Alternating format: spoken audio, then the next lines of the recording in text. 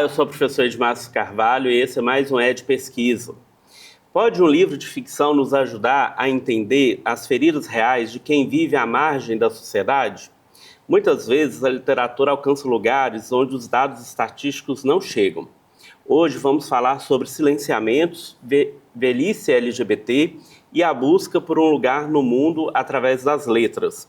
Para conversarmos sobre a leitura territorial do livro A Palavra que Resta, de Stênio Gardel, esse livro, recebemos no ED Pesquisa a mestre pelo mestrado em Gestão Integrada do Território, Camila Mendonça. Camila é psicóloga, psicanalista e ativista LGBTQIAPN+, no Vale do Aço. E trouxe para o mestrado em Gestão Integrada do Território uma análise sensível sobre como as palavras ou a falta delas constroem os nossos caminhos. Camila, seja bem-vinda ao ED Pesquisa. Eu agradeço pelo convite.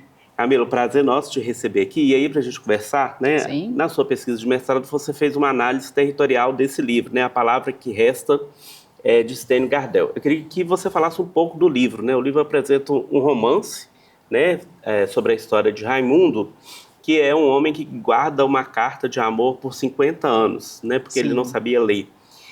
Aí eu queria que você apresentasse um pouco, né, essa obra e falasse também como psicóloga, né, como que essa obra chega até você e como que essa obra te atraiu para fazer a sua pesquisa aqui no mestrado. Então, a arte é uma coisa muito especial, né? E quando a arte chega junto da ciência, assim, a gente tem uma potência muito grande. E aí a gente depara com Raimundo Gaudêncio, né, 71 anos, esse personagem, quando ele nos é apresentado.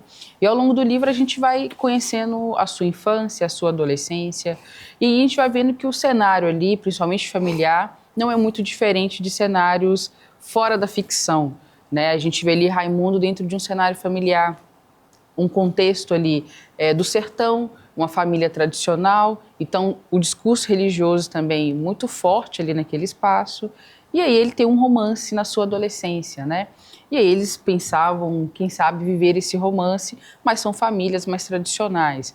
Então esse romance ele é interrompido, né? Tem até uma passagem, né, no qual um aguarda o outro, mas Raimundo fica esperando aquela visita que nunca apareceu. Mas a carta aparece, né?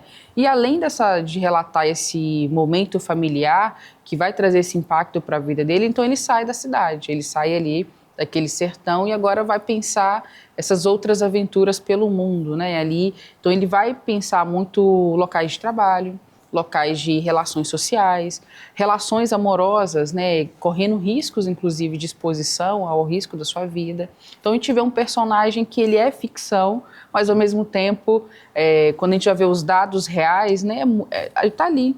Nessa semana mesmo, teve uma entrevista do Gil do Vigor, né, no qual ele fala que ele já fazendo PhD nos Estados Unidos, ele se viu agora, de novo, essa relação dele com a religião. Então, o tempo todo o sujeito vai ali. Então, trazer esse livro, né, essa história do Raimundo, e aí você vai ler no livro, né? E essa carta? E essa carta? E essa carta, né? Não vou dar spoiler da carta, porque eu acho que aí que é um ponto-chave do livro. Mas essa carta é além de uma carta ali escrita, né? Ela está dizendo também dessa identidade que nunca foi permitida. E chega aí no Raimundo, 71 anos, vou aprender a ler agora, né? Ali no livro não cita, mas é muito provável que a gente está falando da EJA, né? Essa educação para adultos agora, continuar, né? Estudando, né? Quem sabe isso profissionalizando. Então, ele vai aprender a ler, vai aprender a escrever, mas é um livro que é muito para além de apenas ler e escrever. Por isso que a dissertação, né, entre palavras e restos, não são palavras apenas para eu saber que aquilo é A, aquilo é B, aquilo é C, mas é sobre mim. Então, o final do livro tem uma frase ali que você fala assim, gente, 71 anos, e é assim que o autor vai encerrar esse livro, né? E faz todo o sentido. Então, o personagem que nos convida o tempo todo a essa história, que ele vai se abrindo com ele mesmo, tanto que no início do livro você fala assim, gente, quem que é esse Raimundo, né? Mas ele também não sabia quem que era esse Raimundo. Então, ao momento que ele vai se abrindo, a gente vai entrando também. Então, a gente está falando ali sobre violência familiar, e por mais que agora ele esteja longe daquele contexto familiar, não quer dizer que ele está livre de fato. Tanto que ele vai se esconder, né? Assim, ele está na cidade, mas ele não vive abertamente ali, ainda tem muitos receios, né? Então é um personagem que vai transitando muito ali, nesse lugar entre o existir e o apagamento, entre o silenciamento, né? E quando a gente fala dos restos, é isso. O que é que fica agora? E aí a gente cai naquela questão do que a gente pode conversar sobre a questão do envelhecimento, né, das pessoas LGBTs hoje, né?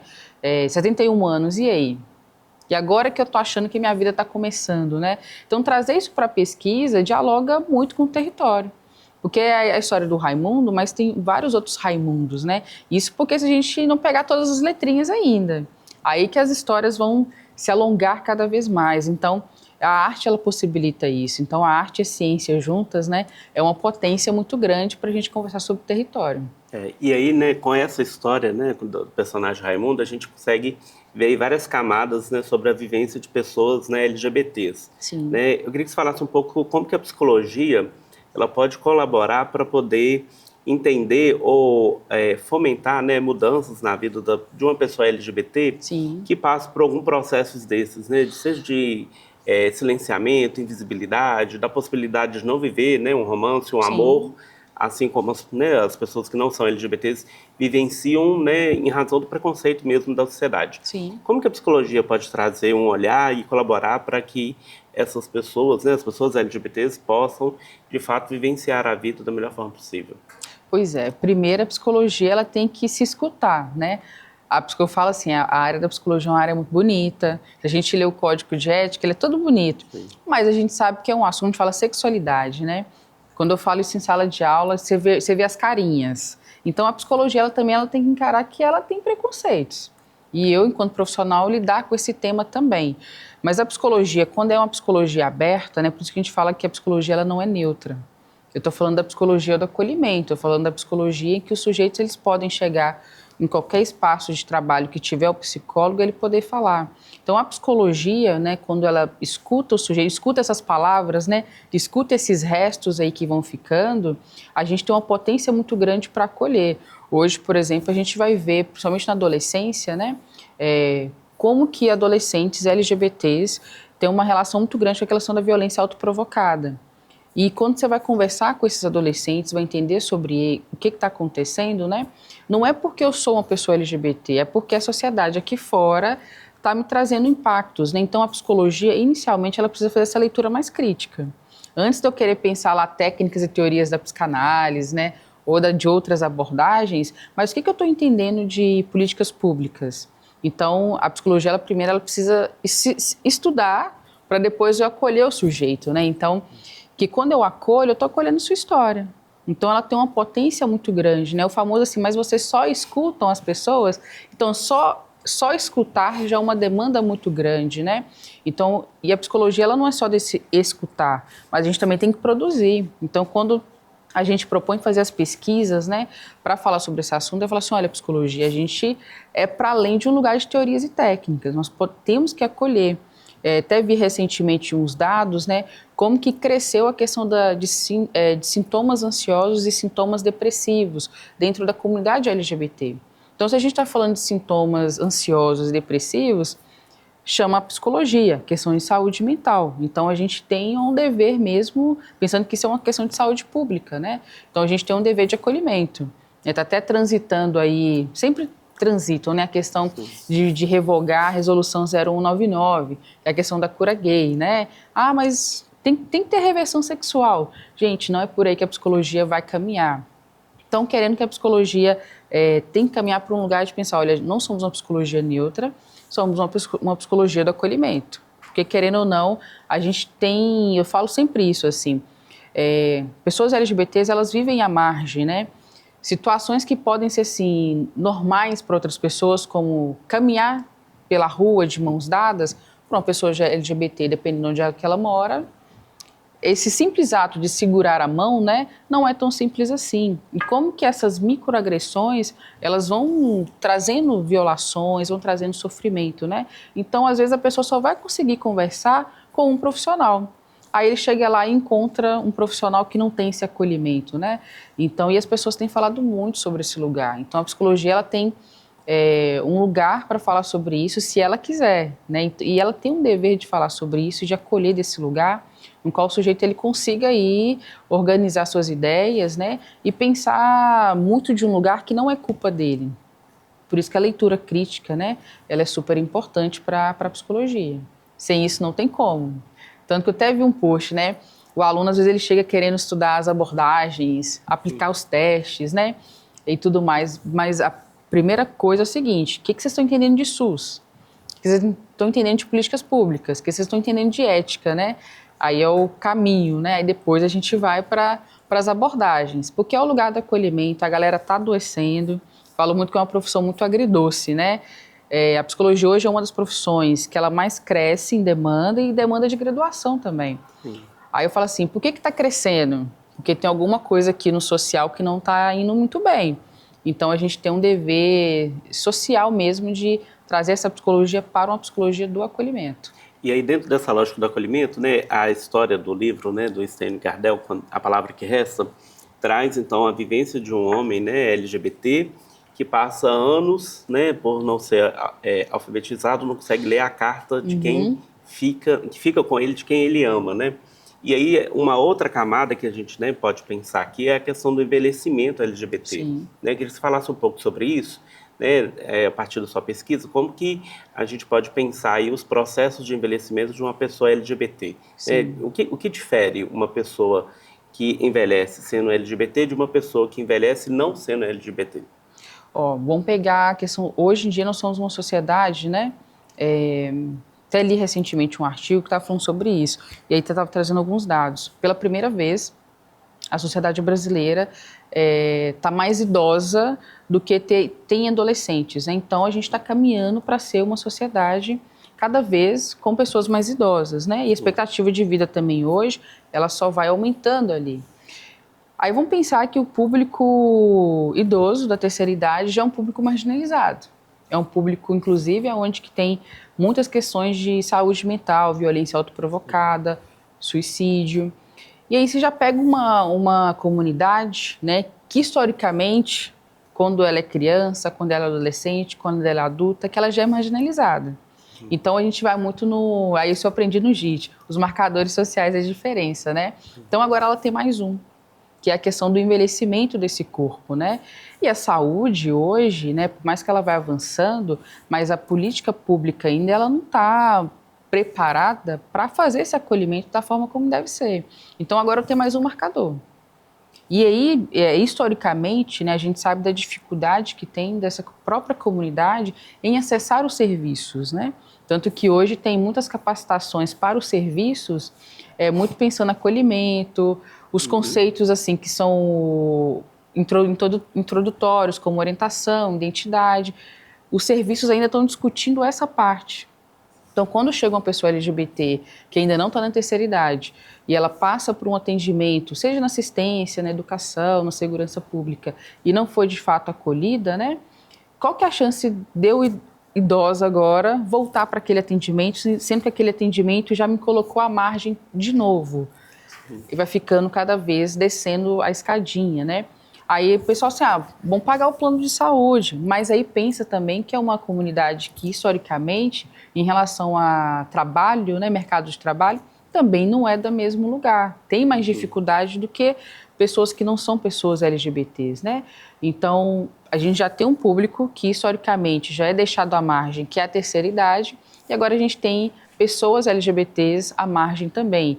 E aí, com essa questão das pesquisas, dos movimentos sociais, das políticas públicas, a população LGBT que não estava envelhecendo, porque às vezes morria antes, né? Agora ela está envelhecendo pela primeira vez. Quantas pessoas trans, né, que agora ela passam da idade de 35 anos? Isso é maravilhoso, quer dizer que está tendo um avanço ali em termos de políticas públicas. Então a gente tem vários setores aí de atendimento que nunca tinha atendido pessoas LGBTs idosas, né? E agora pela primeira vez a gente chega para esses serviços. Mas aí a gente precisa, a gente tem essa mania, né, enquanto sociedade, espera chegar para ver o que a gente faz. Só que agora a gente tem que se preparar. Então a gente tem uma população LGBT que pela primeira vez está conseguindo aí envelhecer com qualidade, mas o serviço ainda não está preparado. Então, eu faço esse recuo também. Eu acho que é um tema que vai aparecer cada vez mais para a psicologia e para as outras áreas de território também, porque está chegando no serviço, está chegando com a demanda, né? Você mesmo escreveu o seu doutorado maravilhoso que fala sobre o envelhecimento também. Então, e é uma temática super importante que não fala. Tanto que foi, se eu não me engano, em 2025, que foi o tema da parada em São Paulo. Se não foi 2025, foi 24. Que foi o tema da parada LGBT de São Paulo. Envelhecer com cuidado. Isso, com dignidade. Com dignidade. Isso. Então, a própria comunidade está...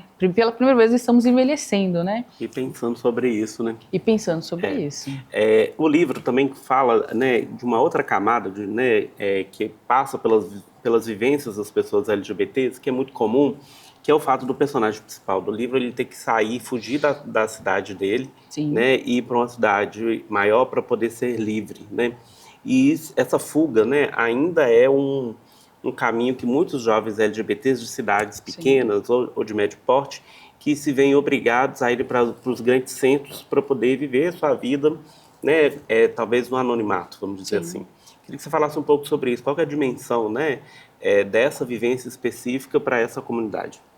Eu preciso sair para poder existir, né? É pesado isso quando você fala eu preciso sair para poder existir. Mas é o que a gente vai chamar dos fluxos migratórios, né? As rotas migratórias que eu preciso construir para poder pensar esse território que sou eu, minha identidade, pertencendo, né? E acaba que os grandes centros, até culturalmente, têm mais acesso a informações. Então, tem coisa ali que talvez uma cidade do interior, pensar do Raimundo, né? Que sai do sertão. É uma cidade, então, que é ali muito característica ali, ser mais tradicional. É um discurso só que permeia. As informações são um pouco mais fragmentadas. Aí você vai para uma capital. Ali você vê uma circulação de informações, de arte, inclusive, né? De informações, outros trabalhos também. Então, ali tem um outro avanço ali, né, cultural mesmo. Então você chega ali e você pensa. E só do fato de você sair, eu lembro de a gente vai ouvindo os relatos, né, e aí tem muitas pessoas, às vezes, muda de um interior para uma outra cidade do interior. Mas só o fato de já não ser aquela cidade que eu tenho contato com aquelas pessoas que eu conheço, tem muita pessoa que fala assim, é como se eu começasse uma nova vida. E ali eu vou ser essa vida agora a partir do que eu nasci para ser, para brilhar do jeito que eu quero brilhar, né? Então, a gente vê muito isso, né? Talvez de cidade, para outros países também. Então, esse fluxo migratório para pessoas LGBTs foi e ainda é, né, um lugar não só de sobreviver, mas de poder viver de fato, né? Então, agora eu posso respirar, posso ficar mais tranquila e poder pensar a minha vida a partir de quem eu sou. Isso é uma coisa muito forte. E aí, para encerrar, né, a sua pesquisa foi feita dentro do mestrado em Gestão Integrada do Território. Sim. Esse programa, né, o ED Pesquisa, é um projeto de extensão, né, do mestrado em Gestão Integrada do Território, com o objetivo de levar as pesquisas, né, para a população que nos assiste. Como que pensar a vivência de pessoas LGBTs é também uma possibilidade de pesquisas a partir, né, da gestão integrada do território. Qual foi a contribuição do GIT para a sua pesquisa? O bom do GIT, porque ele vai trazer essa coisa do integrado, né? Então, a gente vai ver o sujeito de um lugar fragmentado. Então, são estudos que vai assim, olha, a gente precisa olhar para aquele fenômeno de um lugar amplo, de um lugar como um todo. Então, e permite ali ao pesquisador também, qual que é o meu objeto de estudos, né? Talvez se fosse para o outro lugar, assim, gente, eu quero o livro, eu quero pensar o livro e os conceitos. Então vamos pensar o livro e vamos pensar os conceitos. Então, quando você pensa uma gestão integrada do território, eu tenho essa possibilidade, então, quem que é esse sujeito? E esse território que a gente fala, nesse território do livro aqui, pelo menos, nesse território físico, assim, mas o que eu construo em cima disso? E quem que é esse sujeito? Quais são as camadas que fazem parte da vida dele, né? Raimundo, por exemplo, com 71 anos de idade, que teve a possibilidade de estudar, né? Então, a passagem no livro, né, que ele queria o dinheiro para comprar caderno quando ele era adolescente. Então, e aí ele compra para a irmã, né? Como ele não tinha tido a possibilidade, enquanto adolescente, de estudar, Então ele compra o caderno para a irmã. Então quando a gente vê esse fragmento, assim, gente, olha esse sujeito. Ele está pensando ali, né, de cuidado, né, ele está pensando futuramente uma saída também. Então você pensa o sujeito como um todo. Quais são as relações sociais que ele tem? Aí depois no livro tem a Suzane. Então quer dizer que o Raimundo ele tem relações sociais, né? A Suzane é como se fosse essa família dele também. Então pensar a gestão integrada do território é pensar o sujeito como um todo, não como um fragmento. Só psicologia. Só psicologia não dá para falar de Raimundo Gaudêncio, né? Eu preciso trazer lá a geografia, preciso trazer filosofia, preciso trazer as outras áreas também que vão me ajudar a dialogar ali. E isso é fenomenal, né? Eu falo que depois que o território, essa palavra território entrou na minha vida, tudo se ampliou. Porque eu falo assim, gente, realmente, não tem como, né? Quem que são essas palavras, quem são esses réis, o que está restando aí, né? E se está restando, o que faltou também? Então não é só um fragmento. Então você pensar integrado, então é pensar esse sujeito como um todo, não só uma pequena parte. Então se é educação, é só ele estudar, né? Não, lógico que não. Né? Ele está falando ali de sexualidade, está falando ali de pertencimento, de identidade. Então pensar território é pensar assim, ok, é um sujeito, me conta a sua história de vida. E a partir daí a gente começa a pensar os conceitos, pensar intervenções e pensar em possibilidades, né? E a ideia é que isso volte, né, para a própria comunidade. E importante, né, que outras pesquisas também, né, se dediquem a entender, né, os territórios e as vivências de pessoas LGBTs. Camila, a gente precisa de mais pesquisas. Isso mesmo. Camila, muito obrigado pela sua participação. Eu que agradeço o convite. Pesquisa, foi um prazer. E também convido você a assistir as edições da Pesquisa que estão disponíveis no canal da Univale TV no YouTube e também na sua própria televisão. Você pode conectar a Univale TV no canal 3.2. Procure o canal 3.2 e tem acesso a toda a programação da Univale TV, a TV que te conecta ao conhecimento.